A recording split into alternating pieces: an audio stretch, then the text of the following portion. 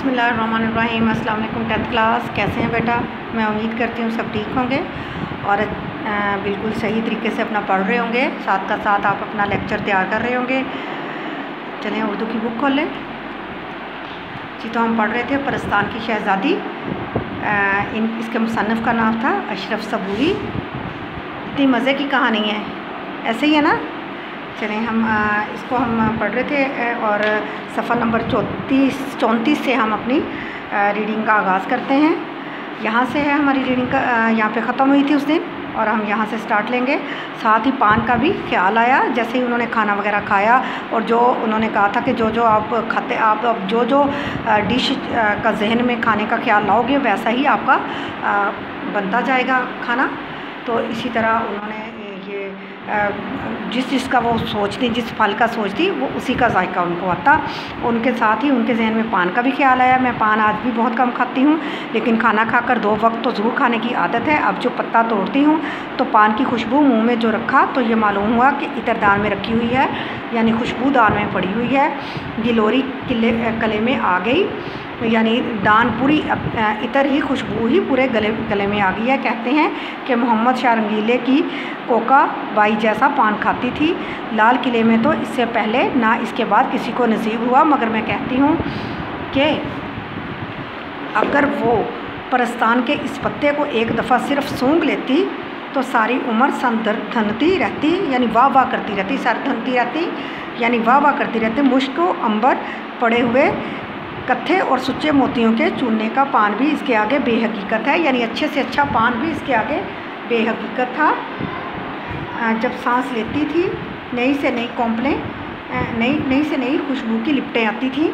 अब बहन बादशाह बेगम ने, जिनका नाम ज़मुर्द परी था, तो शह खाने वालियों को हुक्म दिया, तोशा खाने वालियों को हुक्म दिया कि शहज़ादी के कपड़े लाओ, यानी जो कपड़े उन्होंने टांगने थे। कश्तियों पर कश्तियाँ, यानी थाल पर थाल बहुत ज़्यादा, थान पे थान आने लगे। कपड़ों और गोटा किनारी को देखकर मेरी तो अकल जाती रही। बड़ी बड़ी रानियों शहज़ादियों के जोड़े देखे हैं, नूर बाई की पिशवास भी देखी है, जिसमें शेरों जवाहरात टके हुए थे, यानी किलो शेरों के हिसाब से, वज़न के हिसाब से कीमती जवाहरात, हीरे मोती जड़े हुए थे। लेकिन उन कपड़ों से क्या निस्बत, ये उनसे भी बहुत कम ज़्यादा थे, यानी उनसे भी इनका मुकाबला नहीं। कुजा कहाँ दुनिया के कपड़े, कुजा कब परस्तान के, कहाँ दुनिया के कपड़े, कहाँ परस्तान के। आँख नहीं ठहरती थी। रेशम और सोने के तारों से बनी हुई आबे रवां, मोतियों से लैसी हुई गुलशन ऐसी ही कमख्वाब, और ज़रबफ्त के दीद न शुद्ध, ऐसी खूबसूरत के आँख न टिकती, न देखा न सहा, कि ऐसा मैंने कहीं पे देखा ही नहीं था। सोने के तारों से बना हुआ ये सारा जो उनके कपड़ों, लेसों और मोतियों से सजे धरे थे। गोटा वो के दुनिया देखे और आशश कर उठे। गोटा ऐसा बना हुआ था, लगा हुआ था कि दुनिया वाह वाह कर उठे। रंग रंग के जवाहरात की लड़ियाँ थीं, हीरों जवाहरात मोतियों की लड़ियाँ थीं। जब सामान आ गया तो बादशाह बेगम बोली, लो भी सैयदानी, अब तुम अपना हुनर दिखाओ, यानी अपना फ़न दिखाओ। बहुत तुम्हारी तारीफ़ सुनी, अब तो हम तो जब जाने कि परस्तान में भी तुम्हारा नाम हो जाए, कि हम तो तब जानेंगे, तब मानेंगे कि परस्तान में भी तुम्हारी वाह वाह हो। मैं दिल में तो बहुत परेशान हुई कि या अल्लाह, मैं यहाँ क्या कारीगरी दिखाऊंगी, कौन सी वज़ा टांकूंगी, किस तरीके से करूँगी कि इनके लिए नहीं हो। मगर ज़ुबान से कहा, हजूर अल्लाह मालिक है, वही आबरू रखने वाला है, आबरू वही इज़्ज़त रखने वाला है। सुबह होने दीजिए, जो कुछ मुझे आता है हाज़िर हूँ। वो हंस कर बोली, सैयदानी भी, परस्तान में न दिन होता है न रात, एक ही मौसम और एक ही वक्त रहता है, तुम जब चाहो काम शुरू कर दो। मैंने ताज्जुब से अर्ज़ किया, यानी हैरानगी से, तो क्या यहाँ लोग सोते नहीं? कहने लगी, यहाँ सोने का क्या काम, नींद परस्तान में नहीं आती, हमारा मशगला तो 8 पहर सैर सपाटे हैं। परस्तान से जी उकताया तो दुनिया वालों के ख्वाबों में चले गए। बहन मैंने देखा कि वाकई नींद का नाम भी आंखों में नहीं, ना पेट में गरानी, न सर भारी, ना अंगड़ाइयाँ, न जमाइयाँ। यानी नींद से पहले कुछ होता है ना थोड़ा सा कि अब नींद आ रही है, जिस्म मुख्ता सा गया है, सर भारी हो रहा है, अंगड़ाइयाँ आ रही, जमाइयाँ आ रही हैं कि अब सो जाऊँ, अब जिस्म थका सा होता, लेकिन वहाँ पे बिल्कुल नहीं ऐसे हो रहा था। सोचा कि देर क्यों लगाई जाए, कतर ब्यूंत का सामान तो मौजूद ही था, काटने टाँकने का। अल्लाह का नाम लेकर जोड़े कुतरने लगी। इसी वक्त से सीने और टाँकने का लगा दिया। इधर मैं एक तरफ बैठी हुई अपने काम में मसरूफ़ थी, उधर नाचने गाने वाली परियों के तख्त उतर रहे थे। एक से एक तराहदार यानी वज़ादार मज़ादार, एक से एक शौक़, अपने फ़न में उस्ताद। ना कानों ना कभी ऐसा गाना सुना था, ना आँखों ने ऐसे नाच देखे थे। आवाज़ें थीं कि जैसे कोयलें मिलकर कूकें, नाच था कि हवा में जैसे तितलियाँ उड़ रही थीं। क्या पूछती हो बेगम, खुदा की कुदरत का तमाशा था। लेकिन मुझे तो अपनी फ़िक्र थी कि कहीं जल्दी काम निपटे और छुटकारा पाकर घर जाऊं। ज़रा की ज़रा आँख उठाकर देख लेती और अपनी सुई चलाने लगती। उसी कारसाजी के कुर्बान सदके मुश्किल कुशा के यानी उस कारसाजी काम करने वाले, काम दिखाने वाले, करवाने वाले का अकल ने ऐसा काम दिया, पहले ही जोड़े में वाह वाह हो गई। शहजादी का चेहरा भी खुशी के मारे फूल की तरह खिल गया। अब क्या था, मेरे हाथ पाँव में घोड़े लग गए, यानी मैं तेज़ी से काम होने लगा। दिनों का काम घड़ियों में होने लगा। कहानी बहुत लंबी है, कहाँ तक कहूँ। जिस काम की आदमी धुन बांध ले यानी सोच ले, वो हो ही जाता है। आखिर सारे जोड़े सिल भी गए और टिक भी गए। कितने दिन लगे ये कौन कह सकता है, वहाँ दिनों का हिसाब ही ना था। हाँ, अगर यहाँ इतना काम करती तो खुदा झूठ ना बुलवाए, मेरे अकेले हाथ पर 1 साल से कम ना लगता। इस अरसे में सारी परियां, ख़ास तौर पर शहजादी, मुझसे मोहब्बत करने लगी थी। खाला सैयदानी, खाला सैयदानी कहते कहते इसका मुंह सूखता था। घंटों मेरे पास बैठी रहती और मुझको सुई चलाते देखा करती। तुम जानो, पास रहेगा बड़ा असर होता। मुझे भी उसकी भोली भाली शक्ल पर प्यार आता था, मगर दिल को क्या करती ये नगूड़ा यानी ये निकम्मा तो यहाँ पड़ा हुआ था दुनिया में। घर की याद चैन नहीं लेने देती थी। हाय अपना खंडला परस्तान मैं भी नहीं भूली। वीरान घर यानी मेरा जो वीरान घर था, यानी उसको चाहे वो परस्तान का उसका मुकाबला नहीं, लेकिन मैं उसको भूल नहीं सकती थी। आखिर जब सारा काम उनकी मर्ज़ी के मुताबिक हो गया तो मैंने कहा, हजूर खुदा ने मुझे सुरखरू यानी मुझे कामयाब किया। मौला ने मेरी बड़ी आबरू रखी, बड़ी इज़्ज़त रखी। सरकार की शहज़ादी की शादी और शहज़ादी के ये जोड़े पहनने मुबारक हों। अब लोंडी को रुखसत करें यानी लोंडी गुलाम को।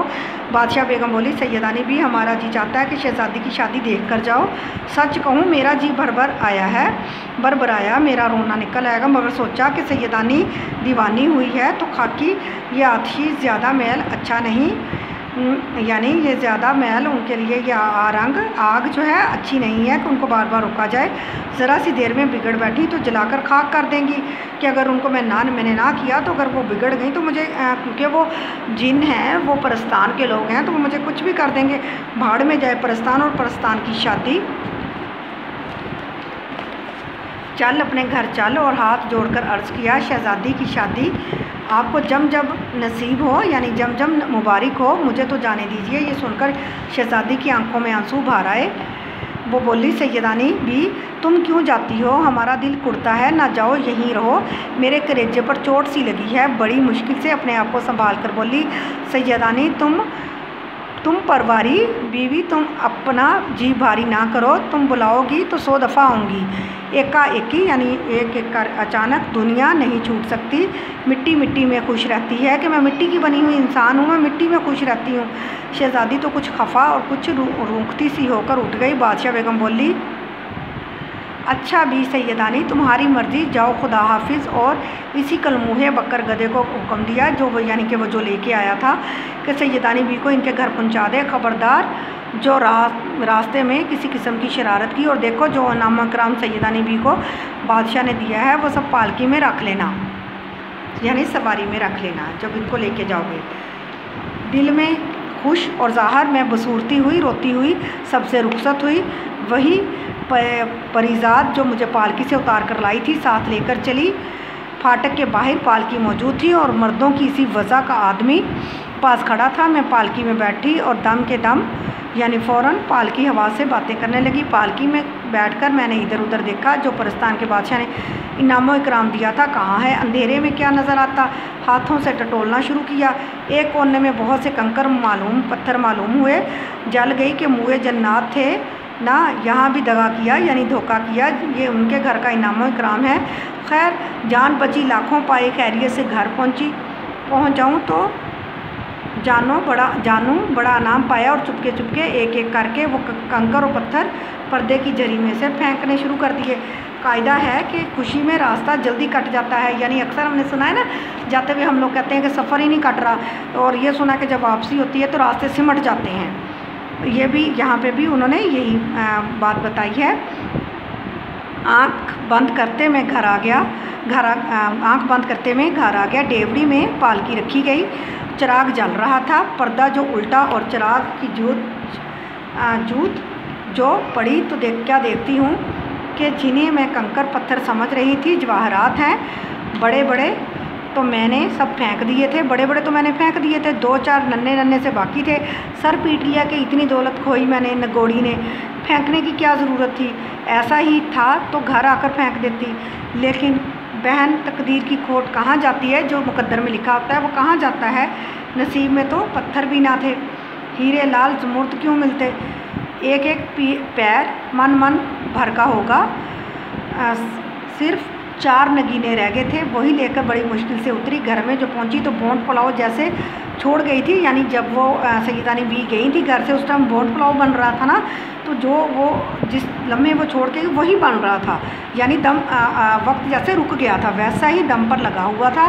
बड़ी भी पकाने वाली मगरिब की नमाज़ पढ़कर दुआ मांग रही थी, दुआ मांग चुकी तो उन्होंने पूछा, बेगम क्या रास्ते में से उससे उल्टे पाँव आ गई, खैर तो है। मैंने दिल में कहा, लीजिए, यक ना शुद्ध दो शुद्ध, यानी ये क्या हुआ, एक ना दो। परस्तान में खुदा मालूम कितने महीने लग गए और यहाँ अभी चावलों को दम भी नहीं आया। और बड़ी भी से बोली, हाँ भी भूख लगी हुई थी और कुछ जी भी ठीक ना था, रास्ते ही से आ गई और अब इंशाल्लाह कल जाऊँगी। ये देखिए कितना प्यारा, और वो मतलब उन्होंने बताया भी नहीं, वो वक्त वहीं का वहीं रुक गया। और उन्होंने कहा भूख लगी थी तो मैं वापस आ गई, क्योंकि वहाँ पे तो इतना टाइम लग गया मुझे टाँकने सीखते परोते वो सारा काम करते हुए, और यानी वक्त जैसे रुक सा गया था। और ये परस्तान का टाइम था और ये दुनियादारी थी। आपने बेटे इसको अब इतना, ये हमारा 4 दिन पे ये लेक्चर मुकम्मल हुआ है। आपने इस सारे को पढ़ना है और इंशाल्लाह जो मैंने लफ्ज़ आपको बताए हैं और उसको समझने में आपको कोई मुश्किल पेश नहीं आएगी और इसका खुलासा लिखना है। ओके जी, अल्लाह हाफिज़।